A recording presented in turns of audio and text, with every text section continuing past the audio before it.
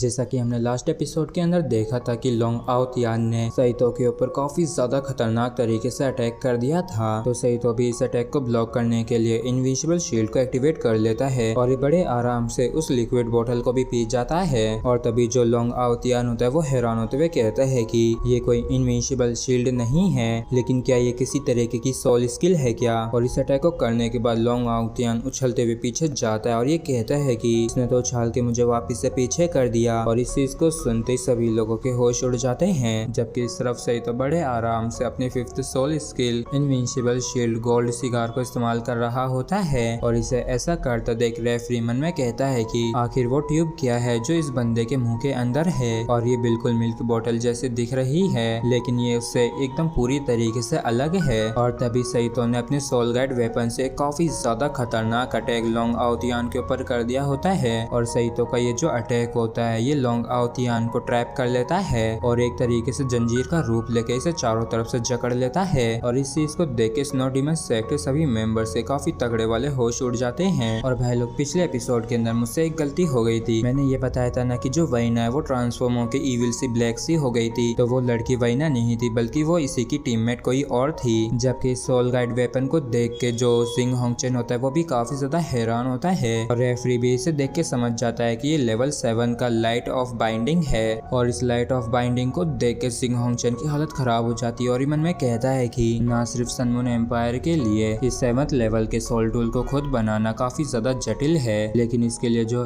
Materials की जरूरत होती है वो भी काफी ज्यादा हाई होती है। और इनमें से एक भी लेवल 7 से नीचे का सोल टूल नहीं होता है। और यहाँ तक कि अगर ये 7th लेवल का सोल टूल भी होता है तब भी ये कुछ समय के लिए 8 रिंग वाले सोल टूलों की एबिलिटीज को कुछ समय के लिए रोक देता है। और तभी यह टेलीपैथी के थ्रू सभी अपने टीममेट से कहता है कि अब समय हो गया है। और इतना कह के यह किसी तरीके के बटन को दबा देता है, जिसकी वजह से जो बड़ा सा वो सोल टूल वेपन होता है वो यह को अपने केबिन से हवा के अंदर शूट कर देता है। और जैसे ही हो यह उसे निकल के बाहर हवा में आता है तो डोंगर तुरंत ही उसे हवा में थाम लेती है। और ये सीन वाकई में देखने में काफी प्यारा लगता है। और फिर ये दोनों मिलके किसी तरीके की मार्शल सोल फ्यूजन परफॉर्म करते हैं, जिनकी वजह से इनके ऊपर एक काफी बड़ी सी कलरफुल आई अपीयर हो जाती है। और इस चीज के देख के ज़ू सांसी जो कि थोड़ा सा थक गया था वो भी अब तैयार हो जाता है लड़ने के लिए। और ये तुरंत ही अपनी काफी सारी शील्ड से किसी बंदे को चारों तरफ से घेर लेता है, जिससे कि वो बंदा बच के बाहर ना निकल पाए। और तभी हम एक गोल्डन क्लो को भी देखते हैं जो कि और किसी का नहीं बई का होता है। और ये भी पूरी तरीके से बैटल के लिए तैयार हो जाता है। और तभी जियाओ जिया और जियांगनान ये दोनों भी अपनी अपनी पावर्स को काफी खतरनाक तरीके से इस्तेमाल करने लगती हैं। और इस पूरी सिचुएशन को देख के रेफरी जो होता है वो काफी हैरान होते हुए मन में कहता है कि इन सभी ने तो एक ही समय पे अटैक करना शुरू कर दिया है। और इन सारी चीजों को देख के वैना भी काफी ज्यादा हैरान होती है और ये चिल्लाते हुए कहती है कि जल्दी से आओतियान को सेव करो। और इस पूरे नजारे को देख के वैना मन में कहती है कि सिर्फ कुछ ही सेकंड के अंदर पूरी टांग सेक्ट एकदम से फूट पड़ी और पूरी तरीके से हमारे बॉडी सेक्ट के वॉरियर्स को सप्रेस कर दी। लेकिन आखिर ऐसा कैसे हो सकता है और आखिर कैसे शेरेक 7 डेविल्स का इतना ज्यादा अच्छा कोऑर्डिनेशन हो सकता है, बल्कि इन्होंने तो बिल्कुल भी एक दूसरे से बात भी नहीं की। और तभी हो यह और वांगडोंगर मिलके लोंग आओतियान के ऊपर weathering under our splendour golden road से अटैक कर देते हैं। और गोल्डन रोड के अटैक को अपनी तरफ आता देख लोंग आओतियान तुरंत ही मार्शल सोल अवतार को इस्तेमाल करने लगता है, जबकि इस तरफ वैना लोंग आओतियान को बचाने के लिए कह रही होती है। और हम देखते हैं कि हो या और वांगडोंग का जो ये गोल्डन रोड होता है ये लोंग आओतियान को काफी जोर से हिट करता है, लेकिन इससे लोंग आओतियान को ज्यादा कुछ नहीं होता है। और इस चीज को देख के वैना काफी ज्यादा हैरान होती है। और तभी युहा और वांगडोंग मार्शल सोल फ्यूजन का इस्तेमाल करने लगते हैं और इन्हें एक के बाद दूसरी मार्शल सोल फ्यूजन को परफॉर्म करता देख रेफरी भी काफी हैरान होता है। जबकि इस तरफ लोंग आओतियान अपनी जगह से बिल्कुल भी मूव नहीं कर पा रहा होता है। और तभी हम वांगडोंगर के क्लियर स्काई हैमर को देखते हैं, जिसके बाद हमें युहा और वांगडोंगर की martial soul fusion blazing under the frost को दिखाया जाता है, जो कि वाकई में काफी ज्यादा बड़ी और खतरनाक होती है। और ये अपने सामने लोंग आओतियान को देख के तुरंत ही उसके ऊपर काफी ज्यादा खतरनाक तरीके से अपने हैमर से उसके ऊपर हेवनली एम्परर्स हैमर से अटैक कर देती है। और इसे इस तरीके से लोंग आओतियान के ऊपर अटैक करता देखे वैना के काफी तगड़े वाले होश उड़ जाते हैं और ये चिल्लाते हुए कहती है कि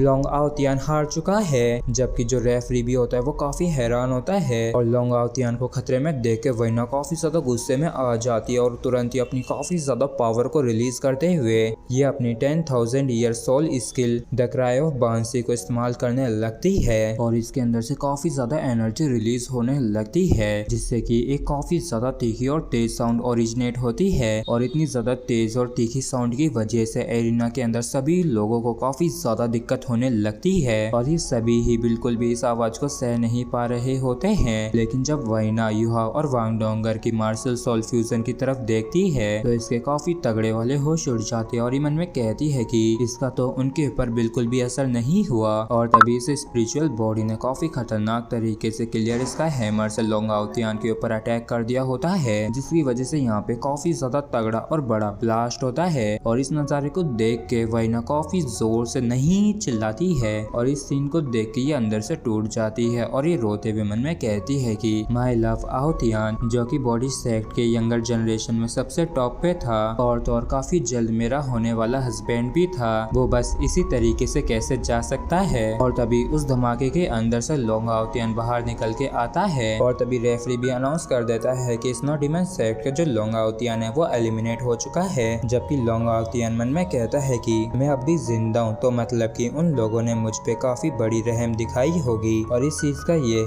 इन सभी के आगे झुक के शुक्रिया अदा करके यहाँ से चुपचाप चला जाता है। और अब जब क्योंकि लोंग आउतियान एलिमिनेट हो चुका था तो स्नो डिमन सेक्ट भी फाइट करने की विल पावर को खो देती है, इसलिए हुआ युहाओ की स्ट्रॉन्ग सपोर्ट और स्पिरिचुअल डिटेक्शन शेयरिंग के कमांड के चलते सिर्फ टांग सेक्ट को कुछ ही मिनट्स लगते हैं अपोनेंट के ऊपर पूरी तरीके से दबदबा बनाने और उनके ऊपर जीत हासिल करने के लिए। और मैच के आखिर में टांग सेक्ट स्नो डिमन सेक्ट की स्क्वाड को हरा देती है और बॉडी सेक्ट के वॉरियर्स का सामना करने के बाद ये पूरे प्राउड के साथ सेमीफाइनल्स के अंदर एंटर करती है और फिर ये सभी लोग खुश होकर जीत की खुशी बनाने लगते हैं। तो लोंग आउतियान और वैना इन लोगों के पास आके इन्हें बधाई देने लगते हैं और हम देखते हैं कि लोंग आउतियान और वैना ने एक दूसरे के हाथ को भी थाम रखा होता है और भाई भाई कहता है कि हमारे लिए जीतना वाकई में काफी ज्यादा मुश्किल था और लोंग आउतियान कहता है कि अगर संभव हुआ तो हम लोग जरूर दोबारा से एक दो हाथ करेंगे और वैना कहती है कि हो ही हो